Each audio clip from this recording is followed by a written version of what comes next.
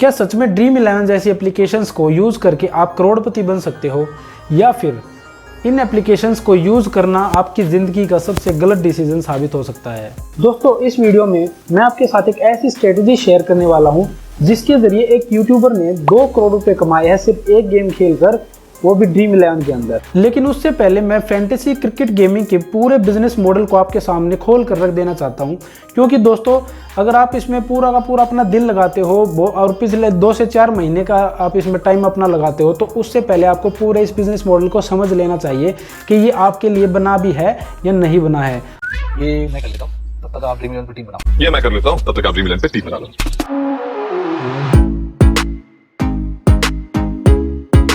आप यहाँ से पैसा कमा करके जाओगे या फिर ये कंपनी आपसे पैसा कमा करके जाने वाली है। तो दोस्तों सबसे पहले जानते हैं कि ये जो ड्रीम इलेवन और इसके जैसी कंपनीज है, इनकी स्टार्टिंग कैसे हुई इंडिया के अंदर। दोस्तों, क्रिकेट इंडिया में सबसे बड़ा धर्म है जिससे भारत के मैक्सिमम लोगों की फीलिंग जुड़ी हुई है, और इसी चीज को ऑब्जर्व करते हुए भावित शेठ और हर्ष जैन ने 2008 में भारत में ड्रीम इलेवन एक फैंटेसी गेमिंग एप्लीकेशन को लॉन्च किया। और ये आइडिया उनको यूएस की फैंटेसी गेमिंग इंडस्ट्री से आया, क्योंकि यूएस में फैंटेसी एप्लीकेशंस का अच्छा खासा बोलबाला है।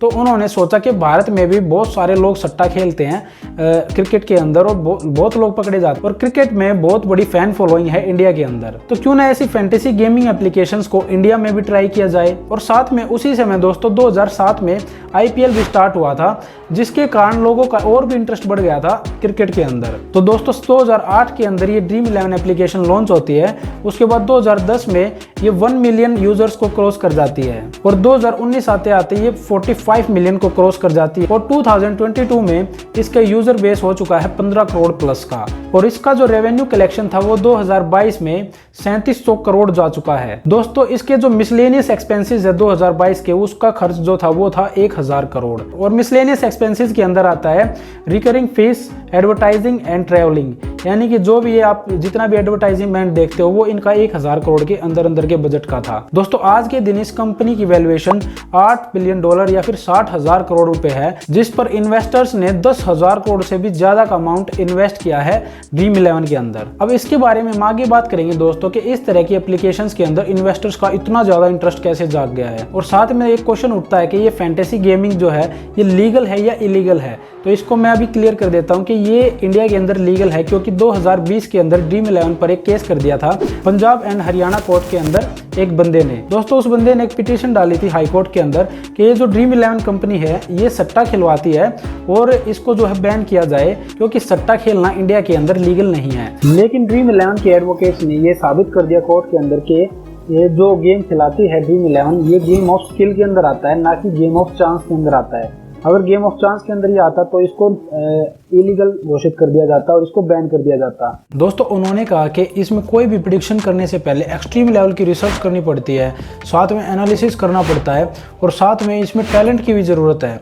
अब एनालिसिस किस चीज़ का करना है, जहाँ पर मैच होना है वो पिच कैसी है, वेदर कैसा है, साथ में जो ओपोनेंट प्लेयर्स है उनके साथ उनकी कैसी हिस्ट्री रही है, टीम की भी जानकारी चाहिए और साथ में ग्राउंड की भी जानकारी चाहिए। तो इन सारे बेसिस पर उन्होंने ये साबित कर दिया कि भाई ये जो गेम है वो गेम ऑफ स्किल के अंदर आता है। इतनी सारी जानकारी इकट्ठा करने के बाद ही आप कोई प्रेडिक्शन कर सकते हो। लेकिन दोस्तों ये सेम केस एक बार न्यूयॉर्क कोर्ट के अंदर आया था, तो वहाँ पर एक जज ने कहा था कि भाई एक बार बताओ कि एक बार जब हमने टीम बना ली, सारी प्रेडिक्शन हमने सारे अपना जो है रिसर्च करने के बाद ये प्रेडिक्शन कर दी और एक बार टीम बना दी, तो उसके बाद तो हमारे हाथ में कुछ है ही नहीं। उसके बाद तो ये कहीं ना कहीं है कि सट्टा ही बराबर हो गया कि भाई उसके बाद हमको चेंज कर नहीं सकते इसमें। तो दोस्तों वो उनके व्यूज़ थे जिसको बताना जरूरी था। तो दोस्तों बात कर लेते हैं स्ट्रेटजी के बारे में कि उस यूट्यूबर ने मुझसे ऐसी कौन सी स्ट्रेटजी बताई जिसके ज़रिए उसने 2 करोड़ रुपये कमा लिए। अब दोस्तों उसने जो स्ट्रेटजी बताई ना वो सिंपल थी। तो दोस्तों उसने बताया कि 11 प्लेयर्स को चुनना होता हमें दोनों टीम्स के अंदर से। अब सारा खेल इसी में है दोस्तों कि आपको अपनी टीम का सिलेक्शन कैसे करना है। तो उसने दोस्तों बताया कि जब भी 3-4 मैचेस से किसी बढ़िया खिलाड़ी ने, अच्छे खिलाड़ी ने परफॉर्म नहीं किया होगा, तो उसके क्रेडिट पॉइंट्स को ड्रीम इलेवन एप्लीकेशन या फिर और भी जो एप्लीकेशन है वो उसको माइनस कर देती है। तो जिस दिन वो माइनस करती है ना, उसी दिन वो खिलाड़ी परफॉर्म करता है। और साथ में उसने बताया कि अगर ज़्यादा अच्छा परफॉर्म कर रहा है 3-4 मैचेस से कोई खिलाड़ी, और अगर उसके क्रेडिट पॉइंट्स को वो प्लस कर देते हैं ये ड्रीम 11 वगैरह, तो वो प्लेयर उसी दिन खराब परफॉर्मेंस देता है। अब दोस्तों मुझे तो उसकी बात पर भरोसा नहीं हुआ, लेकिन अगर 1% वो सच बोल रहा है मान लो, तो इसका मतलब तो ये है कि मैचेस फिक्स होते हैं क्या? जो भाई ड्रीम 11 के प्लस माइनस करने से पॉइंट्स के वहाँ पर वो खिलाड़ी खेल रहे हैं, क्योंकि पैसा तो बहुत बड़ा है इसमें, सीधी सी बात है यार।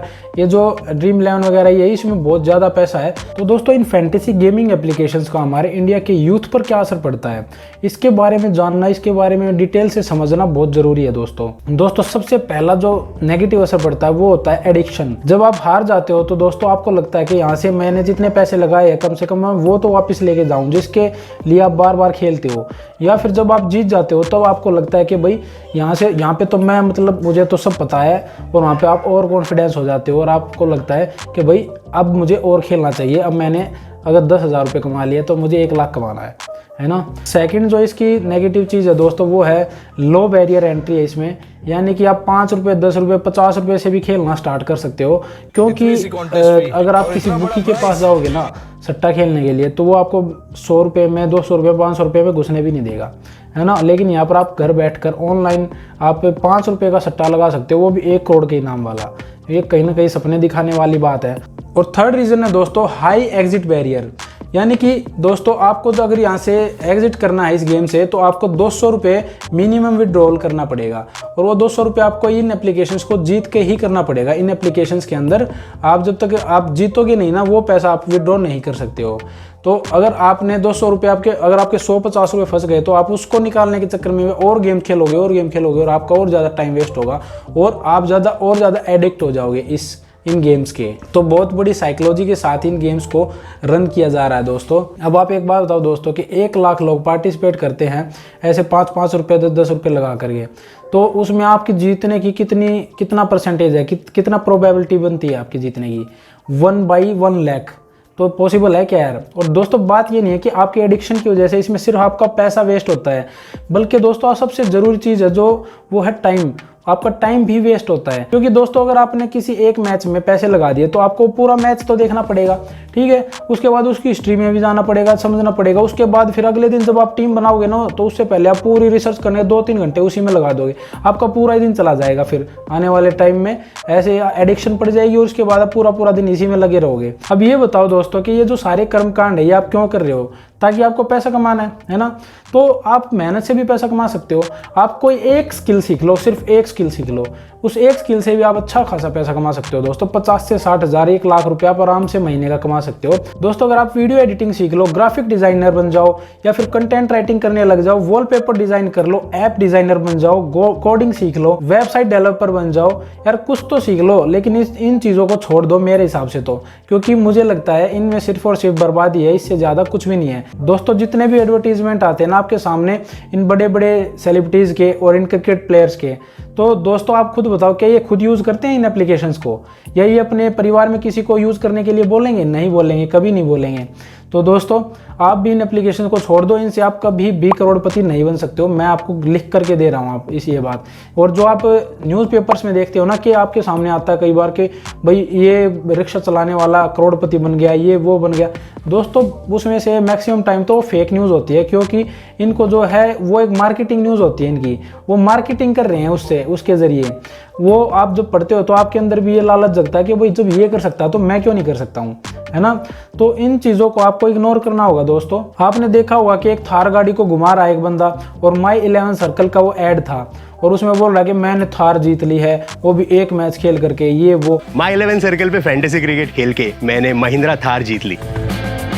स्मार्ट आदमी है भाई, लेकिन मैं तो नहीं जीत पा रहा हूँ। आप कैसे जीतते हो चेतन जी? आपकी स्ट्रैटेजी क्या है ये बताओ, मुझे भी जीतना है। एक ऐड में बोलते हैं माई 11 सर्कल वाले के 1 रुपए में iPhone 11 जीत लिया। अरे मतलब कि यार क्या वो बेवकूफ़ बनाने वाली बातें हैं, आपका पैसा आपका समय बर्बाद करने वाली बातें हैं दोस्तों। तो इन चीज़ों से आप दूर रहो।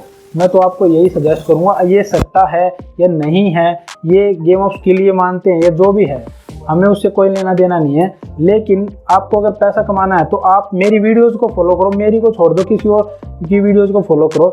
जहाँ से आपको अच्छी स्किल्स के बारे में जानने को मिले, ताकि आपका जो फ्यूचर है दोस्तों वो ब्राइट हो, ना कि बहुत सारे लोगों की तरह जो कि सुसाइड तक अटेम्प्ट कर चुके हैं उनके लेवल पे आप चले जाओ। दोस्तों एक केस आया था थोड़े दिन पहले कि 2.5 लाख रुपए एक दोस्त ने दूसरे दोस्त से लेकर और ड्रीम11 में लगा दिए और वो सारे रुपए हार गया। उसके बाद उसने खुद से ही कंप्लेंट कर दी पुलिस के अंदर कि भाई मेरे पैसे चोरी हो गए। उसके बाद जब तहकीकात की तो पता चला कि उसने इसमें सारे पैसे लगा दिए थे। और एक दूसरा केस मैं बताऊं दोस्तों आपको, एक रवि नाम का लड़का था, उसकी सैलरी थी 50,000 के आसपास और उसने 2 क्रेडिट कार्ड ले रखे थे जिसकी लिमिट थी 8 लाख के आसपास की। और उसने ये तो सारा लगा दिया उसी में ड्रीम11 के अंदर, और उसके बाद उसने 35 लाख तक का पर्सनल लोन और अलग से ले लिया और वो भी सारा का सारा उसने उजाड़ दिया। और उसके बाद उसने सुसाइड अटैम्प्ट किया। तो आप खुद देखिए दोस्तों कि कहाँ 5 रुपये 10 रुपये 20 रुपये से स्टार्ट किया होगा उसने कि भाई इनसे क्या होता है, कुछ नहीं होता, और आप कहाँ पर 35 लाख और फिर सुसाइड अटैम्प्ट। तो आप इस रास्ते पे जाओगे तो यहाँ पर कहीं ना कहीं ना एक क्राइम को भी जगह मिलती है इस जगह पे। तो इन चीज़ों को आपको छोड़ना होगा दोस्तों। अगर इंडिया को आगे लेके जाना है, खुद को आगे लेके जाना है, तो आपको भी है ना अपने स्किल्स पर ध्यान देना होगा। अब इनका तो कुछ नहीं जाएगा दोस्तों। अब कुछ लोग बोलते हैं कि गवर्नमेंट इनको बैन क्यों नहीं कर देती। दोस्तों गवर्नमेंट तो शराब को भी बैन नहीं करती है, गवर्नमेंट तो भाई ये गुटखे तंबाकू सिगरेट ये इनको भी बैन नहीं करती है। तो इसका मतलब ये थोड़ी कि आप ये सारे काम भी करने लग जाओ, है ना। तो गवर्नमेंट को कुछ नहीं लेना देना भाई, आपको अपनी ज़िंदगी से खुद से ही लेना देना है। गवर्नमेंट को तो सिर्फ टैक्स से मतलब है। वो तो अगर आप पैसे जीत गए यहाँ से तो आपसे 30% टैक्स ले लेगी TDS के नाम पे, और आप जियो मरो उससे उसको कोई लेना देना नहीं है, ठीक है दोस्तों। करोड़ों रुपए दिए जाते हैं इन सेलिब्रिटीज़ को एक एडवर्टाइजमेंट करने के, और ये ऑफर्स ये यूट्यूबर्स को भी करते हैं। हालांकि काफ़ी यूट्यूबर्स को मैंने देखा है कि वो इसको अवॉइड करते हैं इस तरह की एप्लीकेशंस के प्रमोशन से रिलेटेड। दोस्तों इन एप्लीकेशंस के जब आप रिव्यूज़ देखने जाओगे ना तो आपको पता चलेगा कि एक रिव्यू 1 स्टार 2 स्टार 3 स्टार तक मिलते हैं इनको, क्योंकि बहुत सारे लोग बर्बाद हो चुके हैं। उनकी न्यूज़ आपको देखने को कहीं नहीं मिलेगी जितनी न्यूज़ आपको ये फेक न्यूज़ देखने को मिलेगी। कोरा पर जाओगे आप, कोरा पर भी आपको देखने को मिलेगा कि बहुत सारे इनके जो एल्गोरिदम के अंदर ये छेड़छाड़ करते हैं ना, गड़बड़ करते हैं। आपको लगता है कि जो फर्स्ट सेकंड थर्ड जो इनाम मिलता है वो रियल लोगों को मिलता है, उसमें भी बहुत लोग इनके ऊपर आरोप लगाते हैं कि भाई ये जो फर्स्ट सेकंड थर्ड जो है ये इनके एल्गोरिदम के साथ गड़बड़ करने के बाद ये कोई बंदे होते ही नहीं हैं। और जो आप देखते हो बहुत सारे वो सिर्फ वो इनकी मार्केटिंग होती है। दोस्तों ऐसे ही थोड़ी ना ये यूनिकॉर्न कंपनी बन गई है। दोस्तों ये बार बार एड्स में बोलते हैं टीम बनाई क्या, टीम बनाई क्या। ओ हेलो, ऐसे ही बैठे हो, थोड़ा देखो ना ये कैसे चिल कर रहा है। चलना जाना टीम बनाना, रोड का मेगा कॉन्टेस्ट है, खेलेगा नहीं। ये तो दोस्तों कहीं ना कहीं ये साइकोलॉजिकल गेम होता है, तो इसको आप समझो और इससे दूर रहो। ये उसमें ये भी क्लेम करते हैं कि भाई आप ही जीतोगे। भाई मैं आपसे पूछ रहा हूँ, अगर आप ही जीतोगे मतलब कि आप सब जीतोगे तो हारेगा कौन, है ना। ये जो पूरा गेम चल रहा है ना दोस्तों, इसमें आप कभी भी पैसा नहीं कमा पाओगे। ये 100% है कि इसमें कंपनी जो है और अमीर बनती जाएगी और आप और गरीब बनते जाओगे, क्योंकि आपका टाइम भी वेस्ट हो रहा है और आपका पैसा भी वेस्ट हो रहा है। तो मैं आपको एडवाइस करूंगा कि इनसे बिल्कुल दूर रहो और कोई ना कोई स्किल के ऊपर ध्यान दो। सिर्फ एक स्किल सीख लो दोस्तों, 50,000 से 1 लाख रुपए कमाना कोई बड़ी बात नहीं है। हाँ, लेकिन अगर आप रातों रात करोड़पति बनना चाहते हो ना तो रोडपति बनने में भी देर नहीं लगेगी। दोस्तों महाभारत में भी कृष्ण के समय में जुआ खेला गया था और युधिष्ठिर उसमें 10 में से 10 बार हारे थे। तो दोस्तों आप किस खेत की मूली हो, आप क्या हार नहीं सकते जब उनके पास भी अपना एल्गोरिदम था शकुनी के पास, और इनके भी पास अपना एल्गोरिदम है। ये भी आपको कभी नहीं जीतने देंगे। तो दोस्तों इन चीज़ों से दूर रहो। मैं तो आपको लास्ट में यही एडवाइस करना चाहूँगा, और इनसे रिलेटेड वीडियोस को भी देखना बंद कर दो, क्योंकि आप इसमें पैसा नहीं कमा पाओगे। आपका इसमें टाइम ही वेस्ट होगा, आपका इसमें पैसा ही वेस्ट होगा। तो दोस्तों अगर आपकी कोई भी क्वेरी है तो आप कमेंट सेक्शन में आप बता सकते हो। आप भी मुझे बताइए दोस्तों कमेंट करके कि ये जो पूरा का पूरा जो सिस्टम है, पूरा का पूरा फैंटेसी गेमिंग है, क्या ये आपको गेम ऑफ स्किल लगता है या फिर आपको ये गेम ऑफ चांस लगता है। हालांकि सुप्रीम कोर्ट ने की वर्डिंग जो है उसको हम मना नहीं कर सकते हैं, लेकिन मैं फिर भी कहूँगा कि आप खुद से डिसीजन लीजिए कि आपके लिए क्या अच्छा है और क्या नहीं। तो वीडियो को वॉच करने के लिए थैंक यू गाइज।